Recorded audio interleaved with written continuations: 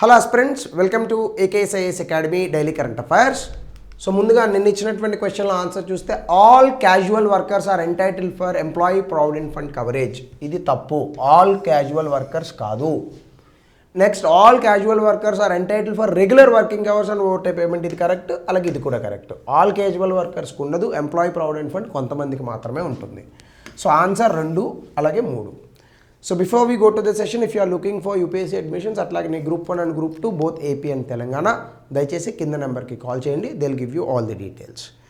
So మీలో చాలామంది thumbnail చూసి అనుకోవచ్చు ఏంటి సార్ ఈ టాపిక్ తీసుకున్నాడు అని. నేను డెఫినెట్గా అలాంటి టాపిక్స్ ఎప్పుడు కూడా చేయను.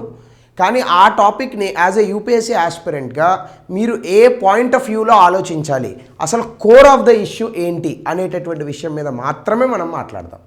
అయితే ఇంట్రడక్షన్కి వచ్చేటటువంటి సమయంలో సో ఇటీవల కాలంలో శివాజీ, ఆయన హీరోగా కూడా వర్క్ చేసిన, ఆయన యాక్టర్గా ఆయన సుపరిచితం.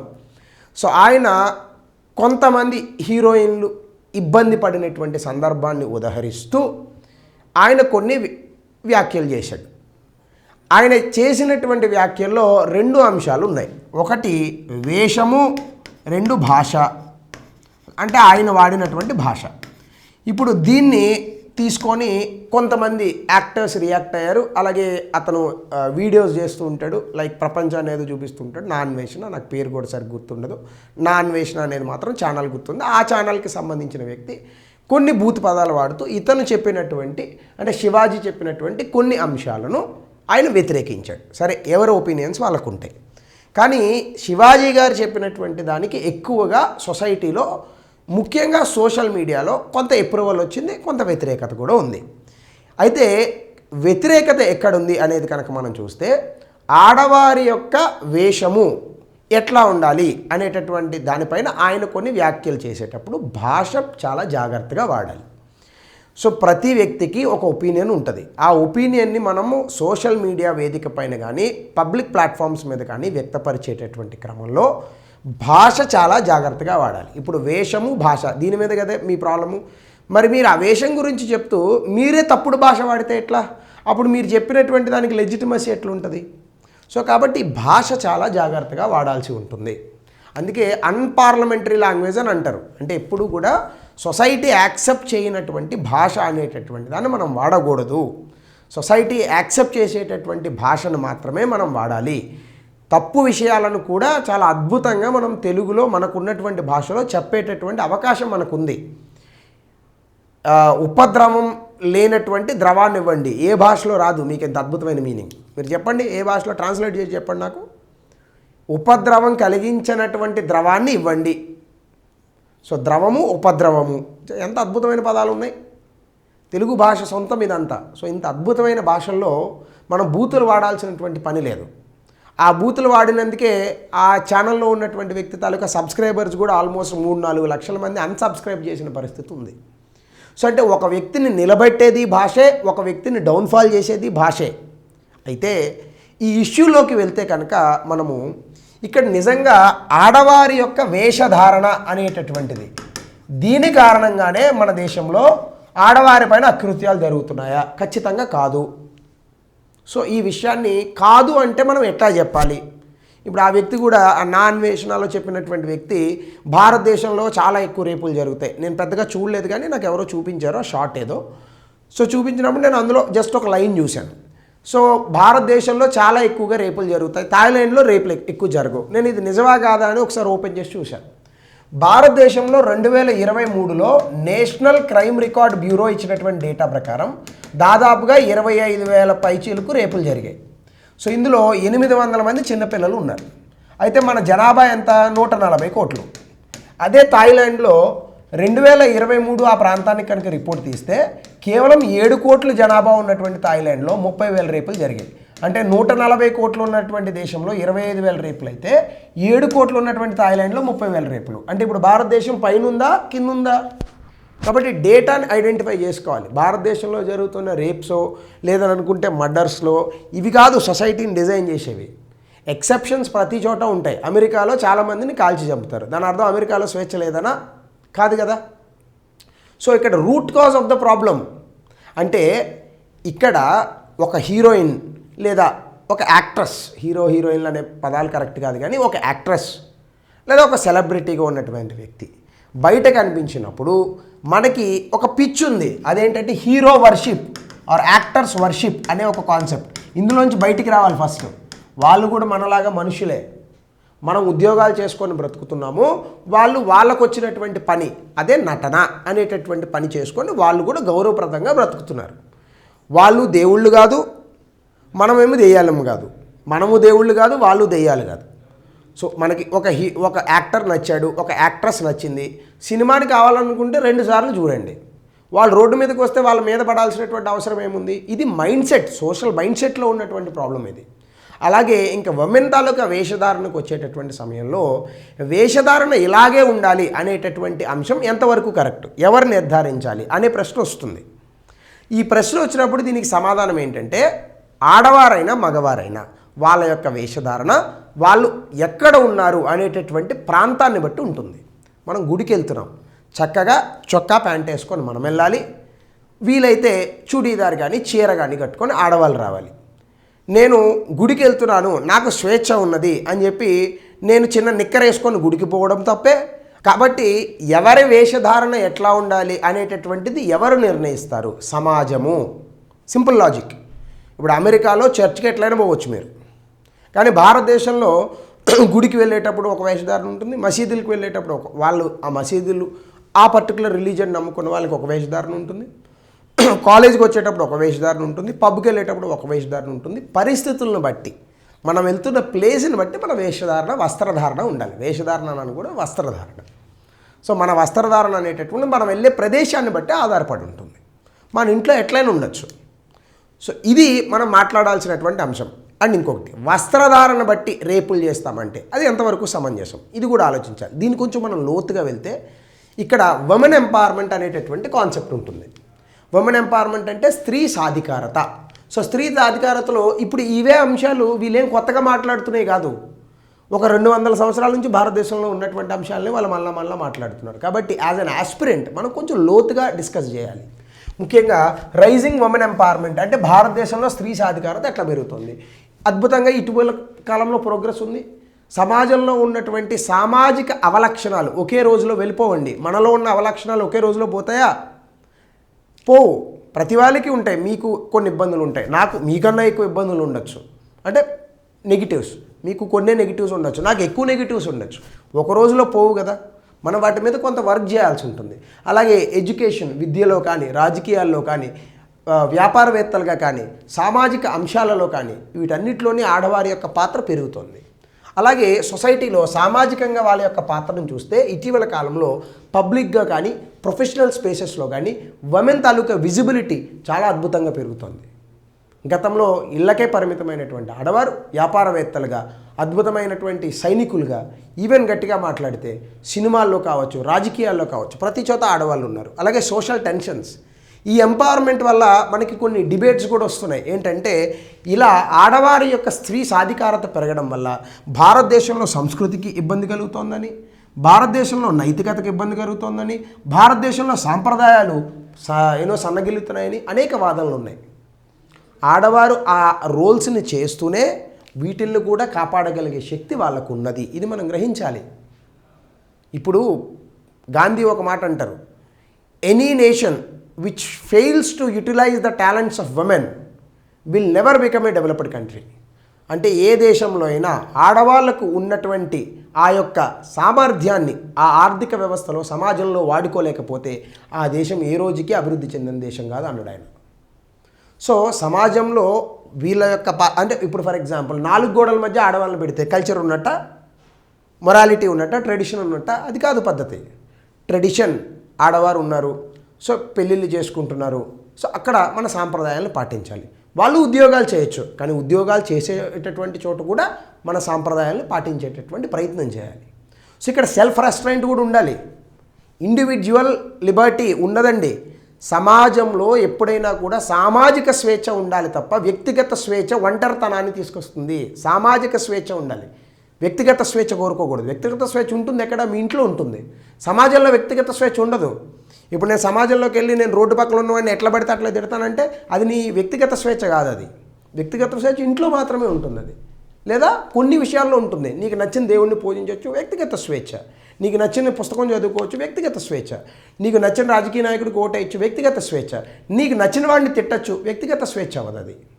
సో ఇండివిజువల్ లిబర్టీ, దానికి కొన్ని పరిధులు విధించబడ్డాయి. సోషల్ లిబర్టీ, సోషల్ ఫ్రీడమ్, దానికి కొన్ని పరిధులు విధించబడ్డాయి. ఇక్కడ సమస్య పరిధులు దాటి వెళ్తున్నారు కొంతమంది. సో మోరల్ పోలీసింగ్ చేయలేం సొసైటీలో. ఇప్పుడు December 31 ఆడవాళ్ళు తాగుతున్నారు, మగవాళ్ళు తాగుతున్నారు. గుడ్. ఎంతమంది పోలీసులను పెట్టాలి మనము? సో ఇక్కడ ఎవరి జాగ్రత్తలు వారు పాటించాలి. ఇది మనం అర్థం చేసుకోవాల్సిన విషయం తప్ప ఆడవారు బట్టలు వేసుకోవడము, మగవాళ్ళు వాళ్ళకి ధీటుగా ప్రయత్నించడము, it's all depends on social mind set. ఇది అమెరికాలో ఉండొచ్చు, అంటే అమెరికా ఇట్లా ఉంటుంది, అంతా ఓపెన్. కమ్యూనిస్ట్ దేశాలు ఇట్లుంటాయి, అంతా క్లోజ్. మన దేశం ఎట్లుంటుంది అంటే మనం ఆచమనం చేస్తాం, సగం ఓపెన్ సగం క్లోజ్. అంటే ఎప్పుడు ఓపెన్ చేయాలో ఎప్పుడు క్లోజ్ చేయాలో సమాజం చెప్తుంది మనకి. సో అట్లాంటి సమాజం మనది. అట్లానే మోరల్ పోలీసింగ్ అంటే ఇప్పుడు మిస్ రిషికేష్ పిజెంట్ రిహార్సల్ ఉత్తరాఖండ్లో మోరల్ పోలీసింగ్, ప్యాట్రియార్కియల్ యాటిట్యూడ్స్ ఇట్లాంటివన్నీ బయటపడ్డాయి. అంటే మోరల్ పోలీసింగ్ ఎంతవరకు చేయగలుగుతాం మనం ఎవరు మోరల్ పోలీసింగ్ చేయడానికి? సో మగవారికి స్వేచ్ఛ ఉంటుంది, ఆడవారికి స్వేచ్ఛ ఉంటుంది. ఇక్కడ జెండర్స్తో పరిమితం కాదు. ఆ స్వేచ్ఛను ఎక్కడ వరకు వాడుకోవాలనేటటువంటి ఇబ్బంది అది. సో దీనికి సంబంధించి ఉమెన్ ఎంపవర్మెంట్ అంటే అసలు ఉమెన్ ఎంపవర్మెంట్ అంటే ఏంటంటే సామాజికంగా, ఆర్థికంగా, రాజకీయంగా ఆడవారికి మగవారికి మధ్య ఉన్నటువంటి తేడాలు ఏవైతే ఉన్నాయో వాటిల్ని సమూలంగా నిర్మూలించడం. మీకు ఎక్కడన్నా ఫిజికల్గా బయోలాజికల్గా అన్నాడా? ఆడవారు మగవారు ఏ రోజుకి ఫిజికల్గా బయోలాజికల్గా ఈక్వల్ కాదు, కానీ సామాజికంగా, ఆర్థికంగా, రాజకీయంగా ఈక్వల్ అవ్వాలి. దీన్నే ఉమెన్ ఈక్వాలిటీ అంటాం. జెండర్ ఈక్వాలిటీ అంటే ఇది అర్థం. అంటే సమాజంలో ఆడ మగ ఒకటే, అంటే ఇద్దరూ ఒకే ఉద్యోగానికి వెళ్తున్నారు, ఇద్దరికీ ఒకే రకమైన శాలరీ ఇవ్వాలి, ఇద్దరూ రాజకీయాల్లో ఉన్నారు, ఇద్దరికీ సమాన అవకాశాలు ఉండాలి. సో అది ఉంటే అప్పుడు మనకి ఈ యొక్క జెండర్ ఈక్వాలిటీ అనేటటువంటిది ఉంటుంది. అంటే ఇక్కడ ఆడవారికి రాజకీయంగా, సామాజికంగా, ఆర్థికంగా వాళ్ళకు ఉన్నటువంటి స్వేచ్ఛని అనుభవించేలాగా చూడాలి. అంతే తప్ప సామాజిక స్వేచ్ఛ అనేటటువంటిది ఉంది తప్ప వ్యక్తిగత స్వేచ్ఛ చెప్పలే. ఎక్కడ ఇండివిజువల్ అని రాసినాడా ఎక్కడన్నా? సో మనం మాట్లాడుతోంది ఏంటి? ఇప్పుడు ఈ వ్యక్తులందరూ ఈ మొన్న వచ్చినటువంటి కొంతమంది యాక్టర్స్ కానీ, ఆ ఛానల్ వాళ్ళు కానీ, వీళ్ళందరూ మాట్లాడేది వ్యక్తిగత స్వేచ్ఛ గురించి. వ్యక్తిగత స్వేచ్ఛ ఉమెన్ ఎంపవర్మెంట్లో రానే రాదు. సామాజిక స్వేచ్ఛ గురించి మాట్లాడాలి. మనం వ్యక్తిగత స్వేచ్ఛ గురించి మాట్లాడుతున్నాం. ఆ వ్యక్తిగత స్వేచ్ఛ ఎక్కడ ఉంటుంది? కొన్ని అంశాల్లోనే ఉంటుంది వ్యక్తిగత స్వేచ్ఛ, అన్ని అంశాల్లో ఉండదు అట్లా. ఇప్పుడు మా అమ్మ నాయన నన్ను అన్నారు, నేను పెరిగి పెద్దవాడిని అయ్యాను, నాకు వ్యక్తిగత స్వేచ్ఛ ఉంటుంది, నేను మా అమ్మ నాయనను చూడను అన్నాను అనుకోండి, అది వ్యక్తిగత స్వేచ్ఛ ఎట్లయితుంది? అది సమాజం కొన్ని నిర్దిష్టమైనటువంటి పరిధులు విధిస్తుంది. సుప్రీంకోర్టు చెప్పలే పిల్లలు తల్లిదండ్రులను చూసుకోవాలా, చూడనంటే కుదరదు. లేదు సార్ నాకు వ్యక్తిగత స్వేచ్ఛకు సుప్రీంకోర్టు జడ్జిమెంట్ అడ్డొస్తుందంటే అట్లా కుదరదు. సో ఇక్కడ వ్యక్తిగత స్వేచ్ఛ గురించి మాట్లాడుతున్నారు కాదు, సామాజిక స్వేచ్ఛ గురించి మాట్లాడాలి. అంటే వాళ్ళకి ముఖ్యంగా విద్యారంగంలో కానీ, హెల్త్లో కానీ, వాళ్ళకి లైఫ్ స్టైల్లో కానీ, కెరీర్లో కానీ వాళ్ళకి నచ్చినటువంటి పద్ధతిని, ఆ యొక్క పాత్ని ఎన్నుకునేటటువంటి హక్కు, నిర్ధారించుకునే హక్కు మహిళలకు ఉంది. లైఫ్ స్టైల్ వాళ్ళ ఇష్టం, కానీ పరిధులు ఉంటాయి, ఆ పరిధులను పాటించాలి. సో అట్లానే ఉమెన్ గ్రోత్కి డ్రైవింగ్ ఫ్యాక్టర్స్. ఇటీవల కాలంలో ఫీమేల్ లిటరసీ రేట్, చదువుకున్న వారి సంఖ్య 2025లో 70% ఉంది. ఫీమేల్ యూత్ లిటరసీ 15 నుంచి 24 సంవత్సరాల మధ్య ఉన్నటువంటి వాళ్ళు 96% వరకు ఎడ్యుకేషన్లో ఉన్నారు.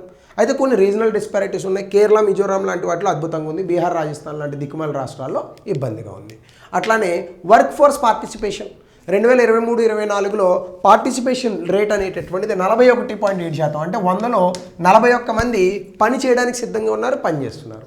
కొంతమంది ఫార్మల్ సెక్టర్లో ఉన్నారు, కొంతమంది గిగ్ ఎకనామీలో, ఐటీ సెక్టర్లో, అనేక రంగాల్లో ఉన్నారు. అలాగే సెల్ఫ్ ఎంప్లాయ్మెంట్ అంటే స్వయం ఉపాధిలో కూడా ఆడవాళ్ళ యొక్క సంఖ్య 52% నుంచి 2024లో 67.4%కి పెరిగింది. అంటే ఆడవారు వాళ్ళకున్నటువంటి ఆదాయాన్ని కూడా సొంతంగా సృష్టించుకోగలిగేటటువంటి స్థితిలో ఉన్నారు. అలాగనే కనుక మనం చూస్తే ఆంట్రప్రెన్యూర్షిప్ చూస్తే ఆడవారి నేతృత్వంలో వచ్చినటువంటి కంపెనీలు దాదాపు 2 కోట్ల వరకు ఉన్నాయి. అలాగే ప్రొప్రైటరీ ఎస్టాబ్లిష్మెంట్స్ కూడా మీరు చూస్తే 26%కు పెరిగాయి 17% నుంచి. అంటే ఉమెన్ మాత్రమే హెడ్గా ఉన్నటువంటి కంపెనీలు. దీనికి అనేక స్కీములు తీసుకొచ్చాం. ముద్రా యోజన, స్టాండప్ ఇండియా, మహిళా ఈ హాత్, ఉమెన్ ఆంట్రప్రెన్యూర్షిప్ అంటే మహిళా వ్యాపారవేత్తల్ని పెంచడానికి. అట్లానే మనం కనుక చూస్తే పొలిటికల్ రిప్రజెంటేషన్ లోక్సభలో 13.6% ఉన్నారు, చాలా తక్కువ ఇది. ఎందుకంటే 140 కోట్ల మందిలో 70 కోట్ల ఆడవాళ్ళు ఉన్నప్పుడు కనీసం 50% ఉండాలి కదా, 50 కాకపోయినా 25% అన్న ఉండాలి. కానీ ఉమెన్ ఎంపీస్ ఎంతమంది ఉన్నారు? 18వ లోక్సభలో 13.6%, 74 మంది. కనీసం 200 అన్న ఉండాలి, అది కూడా లేరు కదా. అలాగే గ్రాస్ రూట్ లెవెల్లో మాత్రం, అంటే పంచాయత్ లెవెల్లో మాత్రం 46% ఉన్నారు. ఎందుకు అంటే ఇక్కడ మనం ప్రాక్సీ అనేటటువంటిది ఉంటుంది. 33% రిజర్వేషన్ ఇచ్చాం కాబట్టి భర్త పోటీ చేయడు, ఆమె ప్లేస్లో ఈమె పోటీ చేస్తుంది, ఈమె గెలుస్తుంది, ఇతనే మొత్తం ఆ పవర్ని ఎంజాయ్ చేస్తూ ఉంటాడు. సో నారీ శక్తి వందన్ అభియాన్ ఇందులోనే చట్టంలో 33% రిజర్వేషన్ ఇచ్చాం స్టేట్ అసెంబ్లీస్ అండ్ పార్లమెంట్స్కి. కోర్స్ చట్టం వచ్చింది, ఇంప్లిమెంటేషన్ జరగల. వస్తే ఆబ్వియస్గా ఇది కొంత వాళ్ళ యొక్క పాత్రను పెంచుతుంది. అలాగే influence of women in leaders, social welfare and gender పాలిటిక్స్లో కూడా ఉమెన్కి మనం పెద్దపీట వేస్తున్నాం. అట్లానే మనం చూస్తే హెల్త్ అండ్ సేఫ్టీ మెజర్స్లో మెటర్నల్ మోర్టాలిటీ రేట్ 1,00,000 మందిలో ఒక శిశువుకి జన్మనిస్తూ చనిపోయేటటువంటి ఆడవాళ్ళ సంఖ్య 97కి తగ్గింది, గతంలో 219 ఉండేది. అలాగే ఇన్స్టిట్యూషనల్ డెలివరీస్, అంటే హాస్పిటల్లోనే పురుడు పోసుకుంటున్నటువంటి తల్లుల యొక్క పర్సంటేజ్ 88% పెరిగింది. అలాగే ప్రధానమంత్రి మాతృవందన యోజన లాంటి ప్రోగ్రామ్స్ తీసుకొచ్చి అందులో వాళ్ళ క్వాలిటీ ఆఫ్ లైఫ్ని పెంచి అనేక రకాలుగా ప్రభుత్వం సహాయం చేస్తోంది. లీగల్గా కనుక మనం చూస్తే అనేక చట్టాలు వచ్చినాయి. డొమెస్టిక్ వైలెన్స్ యాక్ట్, అంటే వాళ్ళకి ఇళ్లల్లో కనుక భర్త ద్వారా లేదా భర్త తాలూకా రిలేటివ్స్ ద్వారా కనుక ఏ రకమైన హింసాత్మక ప్రవృత్తి వాళ్ళ వైపు వచ్చినా వాళ్ళని కఠినంగా శిక్షించే చట్టాలు ఉన్నాయి ఐపీసీలో, సిఆర్పీసీలో. అలాగే నిర్భయ చట్టం మీ అందరికీ తెలుసు. సెక్షువల్ హెరాస్మెంట్ లాస్, చిన్నపిల్లలకు సంబంధించి పోస్కో యాక్ట్, అనేక చట్టాలు వచ్చినాయి. అలాగే ఉమెన్ మీద జరిగేటటువంటి అకృత్యాలు ఇటీవల కాలంలో రిపోర్టింగ్స్ పెరుగుతున్నాయి. ఉమెన్ తాలూకా కాన్ఫిడెన్స్ పెరుగుతుంది న్యాయాన్ని కోరుకోవడంలో.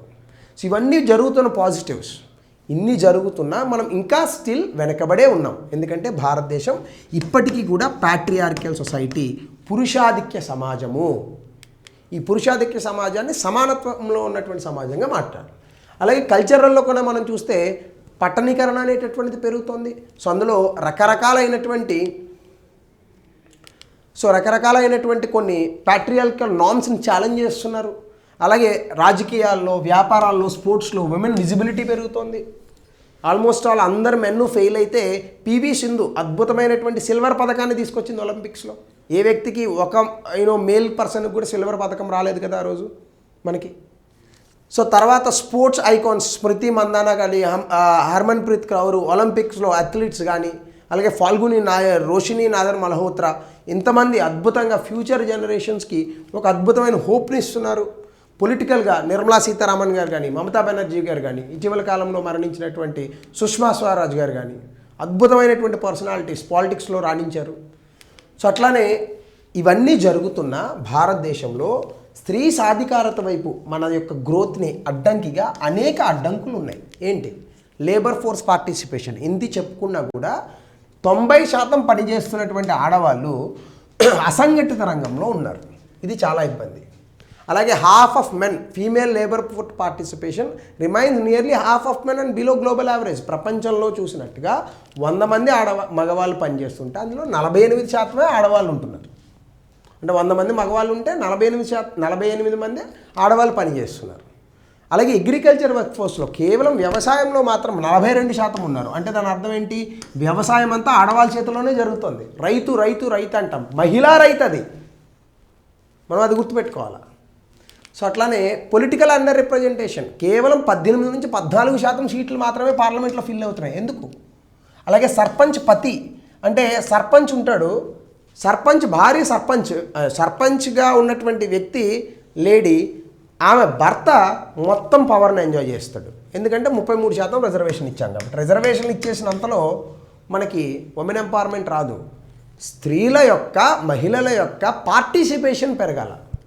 వాళ్ళ భర్త ఎంజాయ్ చేస్తే పవరు, మరి ఈమెం చేస్తే సంతకాలు పెడుతుంది అంతే. సో అట్లానే నారీ శక్తి వందన అభియాన్ ఇప్పుడు ఇంప్లిమెంటేషన్ తీసుకొచ్చాం. ఇది తీసుకొచ్చినా ఇప్పుడు అదే జరుగుతుంది. పార్లమెంట్లో ఉమెన్ వస్తారు, వాళ్ళ ఆయన మొత్తం పవర్ ఎంజాయ్ చేస్తాడు. సో అట్లానే హెల్త్ ఇన్ఈక్వాలిటీలో కూడా మనం చూస్తే national family health survey round 5 ప్రకారం 57% మందికి రక్తహీనత ఉంది.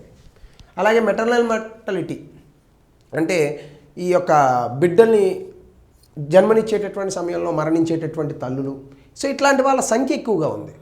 అయ్యాల హయ్యర్ ఎడ్యుకేషన్ కూడా మనం చూస్తే జనరల్ ఎన్రోల్మెంట్ రేషియో కేవలం 28.5%. హయ్యర్ ఎడ్యుకేషన్ డిగ్రీతో ఆపేస్తున్నారు, అమ్మాయిలు బీటెక్తో ఆపేస్తున్నారు. డ్రాప్అవుట్స్ ఎక్కువ ఉంటున్నాయి, తొందరగా పెళ్ళిళ్ళు చేయడాలు, స్టెమ్ లిమిట్స్, స్కిల్ ఎక్విజిషన్లో అండర్ రిప్రజెంటేషన్ ఉంటుంది. ఇవన్నీ భారతదేశంలో స్త్రీ సాధికారతను పెంచడానికి ఉండేటటువంటి అడ్డంకులు. ఇవన్నీ రావాలి. ఇప్పుడు మనం మాట్లాడాల్సింది ఇవి. ఏం మాట్లాడుతున్నాం మనము? వాళ్ళు వేసుకునే బట్టల గురించి అవా మనం మాట్లాడే విషయాలు. నిజంగా స్త్రీ సాధికారత గురించి మాట్లాడాలంటే ఇవి మాట్లాడాలి.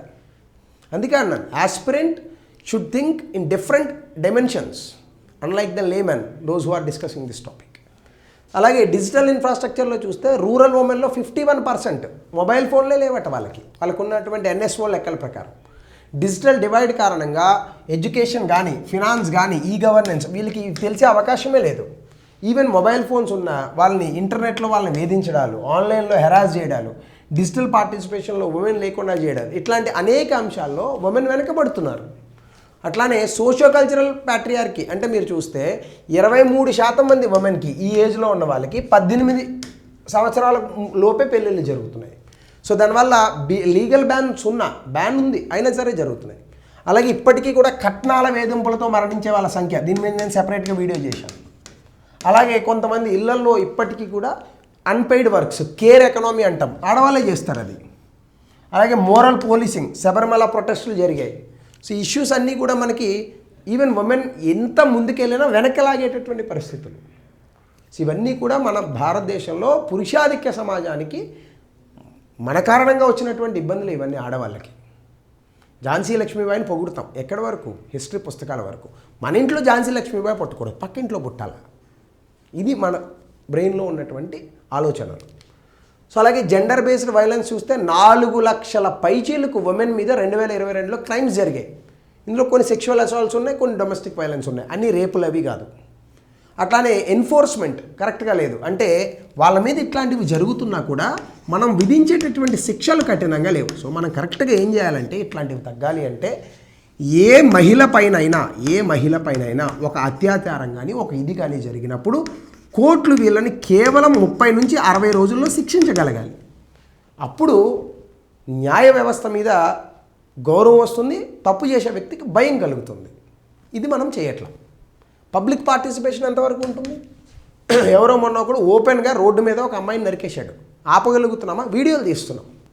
తప్పు మనలో ఉంది కదా, అప్పుడు ఆడవాళ్ళలో లేదు కదా. అలా అని అన్నీ కరెక్ట్ అని నేను అనట్లా. కొంతమంది పరిధులు దాటి ప్రవర్తించే వాళ్ళు ఉంటారు, వాళ్ళది కూడా తప్పు. సో తప్పులు అన్ని చోట్ల ఉంటాయి, కానీ సమాజం మొత్తం దానికి జమీందారీ తీసుకోవాలి, జవాబుదారీతనం సమాజం మొత్తం తీసుకోవాలి. ఇది ఆడవాళ్ళ వల్లే తప్పు, ఇది మగవాళ్ళ వల్లే తప్పు అట్లా ఉండదు. సమాజం మొత్తం జవాబుదారీతనం తీసుకోవాలి. సో అట్లానే లీగల్గా మనం చూస్తే ఎస్, చట్టం ముందు అందరూ సమానమే, ఈక్వాలిటీ బిఫోర్ లా ఇచ్చాం. Special provisions for women, reservations ఇట్లాంటివి కల్పించాం. అలాగే ఈక్వల్ ఆపర్చునిటీ, సమాన అవకాశాలు ఇచ్చాం. సమానంగా వర్క్కి సమానంగా పే ఇవ్వాలి, ఈక్వల్ పే ఫర్ వర్క్ ఇచ్చాం. హ్యూమెన్ వర్కింగ్ కండిషన్స్ ఉండాలి, క్రెచ్చి ఫెసిలిటీస్ ఉండాలి, డైరెక్ట్ ప్రిన్సిపల్స్లో పెట్టాం. ఇవన్నీ మనం తీసుకొచ్చినటువంటి అంశాలు. సో వాళ్ళకి సంబంధించి సేఫ్ సిటీ ప్రాజెక్ట్ కానీ, లేదా investigation tracking system for sexual offences ఒకటి పెట్టాం. National database of sexual offenders వీళ్ళకు డేటాబేస్ పెట్టారు. Mission Shakti, cyber crime reporting, మేరీస్ సహోలీ initiative, Mahila police volunteer, special police women's. ఎందుకు తీసుకొస్తున్నాం ఇవన్నీ? సమాజంలో ఆడవారిపైన ఇంకా అకృత్యాలు జరుగుతున్నాయి కాబట్టే కదా ఇవన్నీ వస్తున్నాయి. మరి ఎవరు చేస్తున్నారు ఆ అకృత్యాలు? సో సమస్య ఎక్కడుంది? సమాజంలో ఉంది. సో వీటి గురించి మనం మాట్లాడాలి. సో ఏ మెజర్స్ తీసుకుంటే మనకు తగ్గుతాయి? ముందుగా త్వరితగతిన పరిష్కరించడానికి కోర్ట్స్ కావాలి. అలాగే ఆడవారికి ఏ సమస్యన్నా వస్తే వన్ స్టాప్ సెంటర్స్ సొల్యూషన్స్ ఇవ్వగలగాలి. అలాగే స్కూళ్ళల్లో కూడా ఆడవాళ్ళకి సంబంధించి జెండర్ సెన్సిటైజేషన్ చెప్పగలగాలి మనం. అలాగే పోలీస్ ఫోర్సెస్ కూడా అకౌంటబిలిటీ ఇవ్వాలి. బేటీ బచావ్, బేటీ పడావ్ వీటి కారణంగా ఎడ్యుకేషన్ ఇంకా బెటర్గా చేయాలి. అలాగే కంపల్సరీగా స్కూళ్ళల్లో ఆడవారి యొక్క ప్రాముఖ్యతను చెప్పేటటువంటి కొన్ని పాఠాలు ఉండాలి. నారీ శక్తి వందన అభియాన్ లాంటి చట్టాలను త్వరగా ఇంప్లిమెంట్ చేయాలి. గ్రామ పంచాయతీలో ఉమెన్ ఫ్రెండ్లీగా ఉండేటటువంటి గ్రామ పంచాయత్స్, అలాగే లాఖ్పతి దీదీ, స్టాండప్ ఇండియా లాంటి స్కీమ్స్ సెల్ఫ్ ఆంటర్‌ప్రెన్యూర్‌షిప్ కోసం. అట్లాగనే శక్తి నివాస్ హోటల్స్ అంటే అర్బన్ ఏరియాస్లో ఆడవారికి అకామిడేషన్ కోసం. ఇట్లాంటివన్నీ తీసుకొస్తే ఈ ఉమెన్ ఎంపవర్మెంట్ జరిగి అప్పుడు సమాజంలో ఆడవారు మగవారు సమాజంలో సామాజికంగా, ఆర్థికంగా, రాజకీయంగా సమానము అనే ఒక పర్స్పెక్టివ్ వస్తుంది. మన జనరేషన్కి వచ్చింది, నా జనరేషన్కి, నా తర్వాత ఉన్నటువంటి జనరేషన్స్కి. నాకు 37 ఏళ్ళు కాబట్టి నా తర్వాత ఉన్న జనరేషన్స్ కూడా ఉన్నాయి కదా. కానీ పాత జనరేషన్స్కి ఇంకా రాలా, కొంతమంది ఇంకా చదువు లేని వాళ్ళకి రాలా.